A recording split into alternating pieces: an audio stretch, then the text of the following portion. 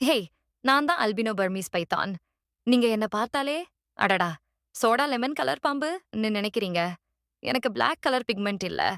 அதனால தான் இந்த bright yellow, creamy white look.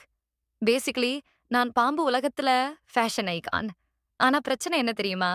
நான் 15 அடிக்கு மேல வளர்றேன்.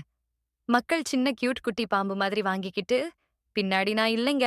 அனகாண்டா பார்ட் 3 ஹீரோ மாதிரி பெரியவங்க ஆயிடுறேன். மக்களுக்கே வியப்பு. இது ரொம்ப அழகா இருக்கே! ஆனா எங்க வைக்கிறது?